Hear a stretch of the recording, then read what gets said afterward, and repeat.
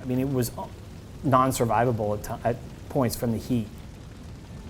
Initially, I don't think any of us expected the outcome that came out that day. Then we got shelters deployed and multiple vehicles burning all around us. We all realized that we had some trouble on our hands. Multiple vehicles on fire, with also almost every structure around us was fully involved.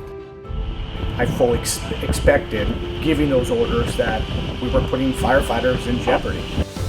Each one's unique, but everyone, the scale of this one is mind-boggling. Where's the road down? Oncoming. Yeah. You know, each one we hope we don't see anything bigger or worse. But The smoke column was so dark that it changed day to night. People were asked us straight up, am I going to die today? And I said, we will not let you die today. And they didn't. So they knew the magnitude of the situation and the severity, and they all went up there into the fire and did a miraculous job.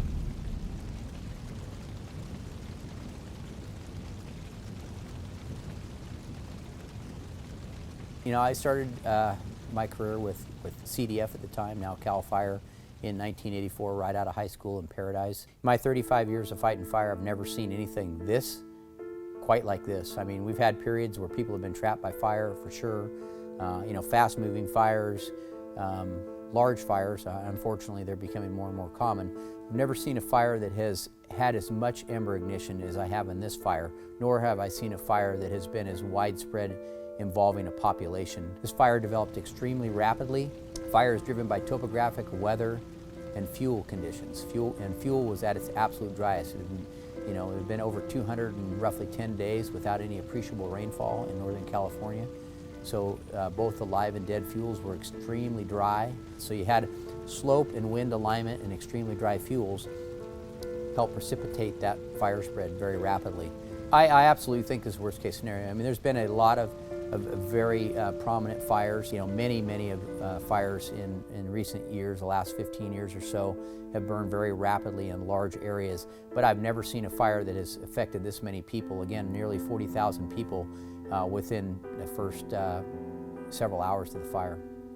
it's devastation. I mean, there's row after subdivision after, the community is gone. One structure, and then there'll be 500 gone. So by 7:29, probably 7:30, almost an hour after the initial dispatch, everything went into pure chaos in the command center. Fire rescue, what is the address of the emergency? CAL FIRE emergency. Go ahead, ma'am, tell them where you are. Every phone line lit up. We were getting reports of fire in different parts of Concal. We were getting reports of fire in the grass, in people's backyards, already in Paradise. We have a large fire in that area. We're already in the area. No, this is New Flames, lady. Okay, so where is it at exactly? Every 911 and 7-digit, every line in our phone system was red, was lit up. On a daily basis, we probably answer between 100, maybe 150 phone calls on a busy day. And there was over 1,700, I don't remember the exact numbers, but 1,747, 1,700 calls that came in there. We answered and processed every one of them but 4. And the 4 numbers we called back and got a hold of the people that originally called to give them direction on where to go and what to do.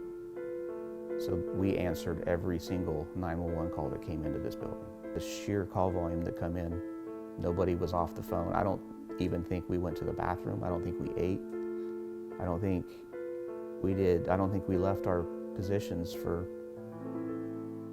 probably until 4 or 5 o'clock that night. Chico, 8332, Chico engine 15. I'm getting 9220 Charlie in here. I'm setting multiple PRAs. There was absolutely nothing normal about that fire, including the actions taken by firefighters. We always train for the worst. We never know what the worst is. We think we do, but we don't. I looked up and I saw a couple of paramedics wheeling a patient down on a gurney towards my location on Chloe Court. And I looked over, and their ambulance was just starting to burn on the side. And I told them, hey, we're going to shelter here at this house. We're going to use this house to shelter.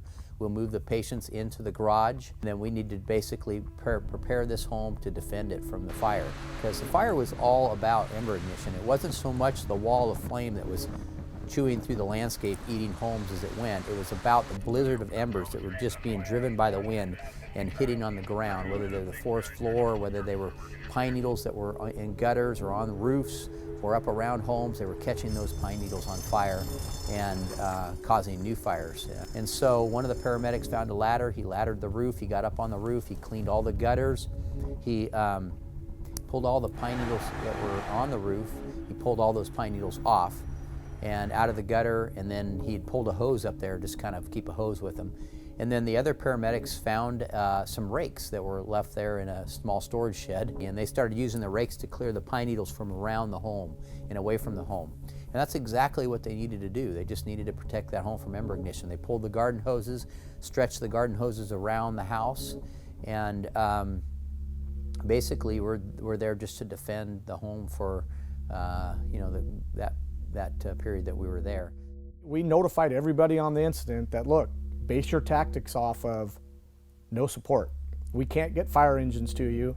We're not going to get air support to you. Base your actions off the premise that you're going to get no help to back you up. The whole area around here, we were surrounded by fire for the full time pretty much when we were in here. There's embers everywhere. You can't really see very far, but all you could hear was just horns honking. And right about that time, there was probably 10 to 15 vehicles that pulled up behind us. We had already had the shelters out because we knew we were in a bad spot. He went down and he started pulling the people out of their vehicles behind us, and as he was getting them out, the vehicles started on fire. There's 4 or 5 of them that were already burning.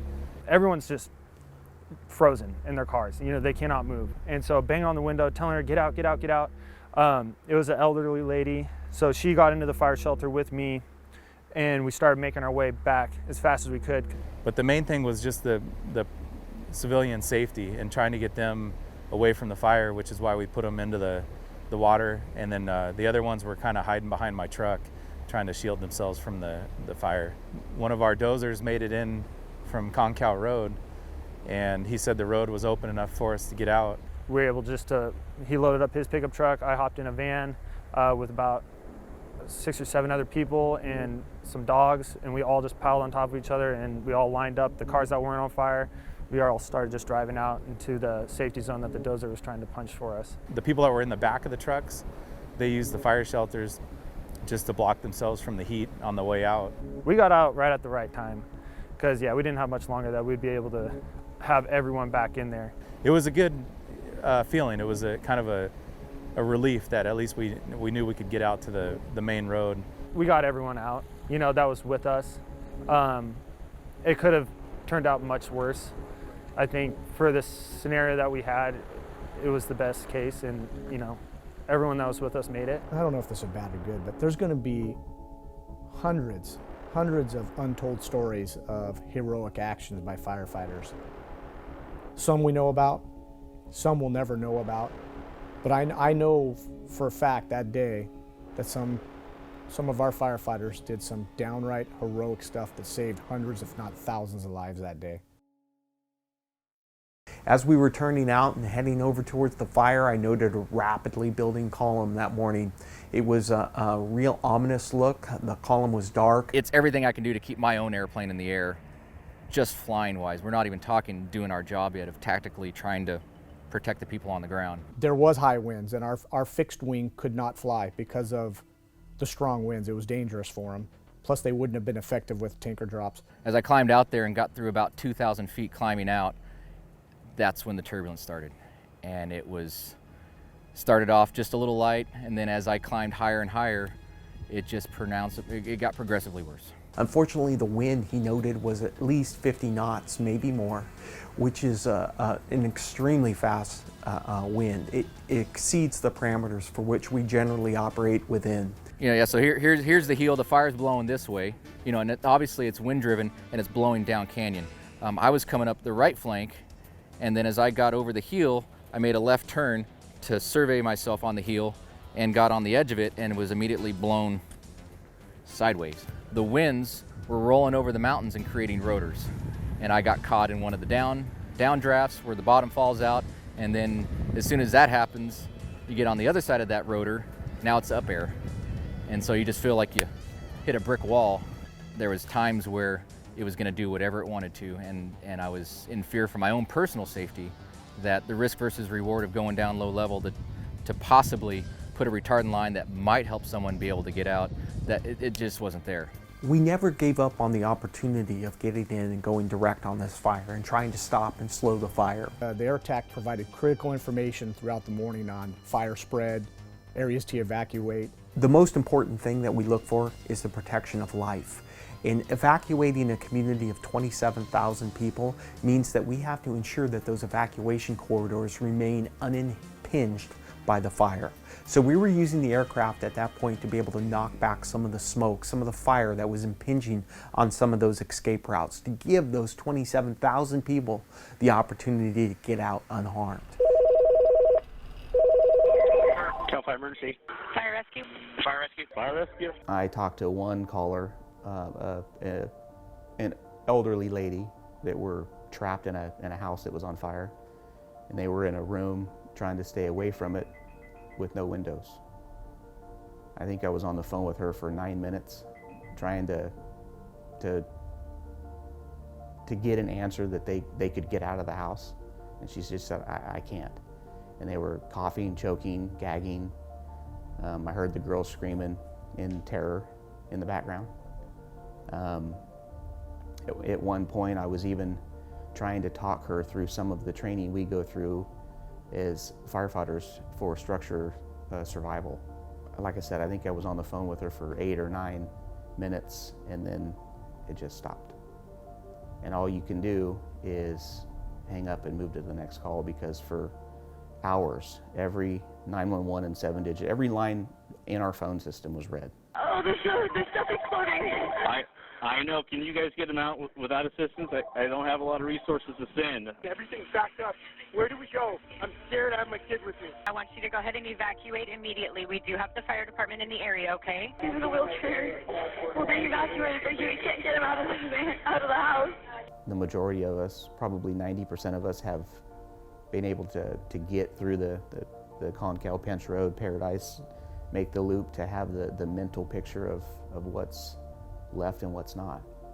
And I think that was a big part of the healing process, because what they had in their mind was horrific, myself included. We all did. But for us to be able to go in and see some of the things that did survive, and just to see the catastrophic devastation that happened that day, and throughout the next couple of days, was healing for most all of us. How do you balance when you have that emergency impact so many people and your employees' families are inside the perimeter? At one point, a sheriff's officer ran up to my window, who's a family friend, and he said, "Hey, we've tried to get somebody to your wife and we can't get to their house." And I tried calling her and wasn't able to get a hold of her. I told my wife, I'm like, you know what, the smoke is laying over Paradise. Be prepared to evacuate. And I did receive a text message from my wife. My parents had evacuated and were headed to Chico. And so that was kind of my first thought that, hey man, this is personal too. It's affecting my parents. What we saw here was an extraordinarily robust fire service program, kind of bend and then snap back, and a lot of those folks got their families out, they knew their homes burned down, and they came back to work. The home that I grew up in, my parents' home, was destroyed by the fire. I can't sit around and protect my own house and let my neighbors and everybody else fend for themselves, so I left and basically said goodbye to my house and hoped that my wife made it out of Paradise. I pulled up and I could see that my house was gone. So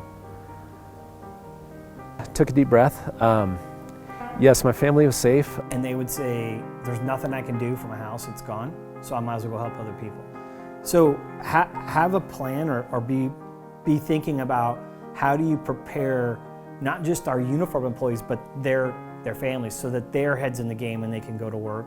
I did think about, other friends that I had in town and how they were doing, but honestly, there's so much going on at the time. You really have to focus on the fire, the efforts that you're doing to, shelter people in place and rescue people. I hope that there's some good learning that comes out of this, but I still don't know if that's even enough to prepare you fully for what's coming when this happens. So, and it will happen again. It's been a huge impact to the folks in the battalion here, because this is finally really it hit home. This big event came and hit home. The morning of November 8th, 2018 will be ever etched in CAL FIRE's collective memory. The campfire really affected us in ways that only the fire department and CAL FIRE can really understand. It's very personal to us. This fire came to and destroyed our hometown. Paradise, Magalia, Concow. We had employees, retirees, families of the department personally affected. What you've seen is that CAL FIRE is absolutely resilient. And as California's fire department, we are strong.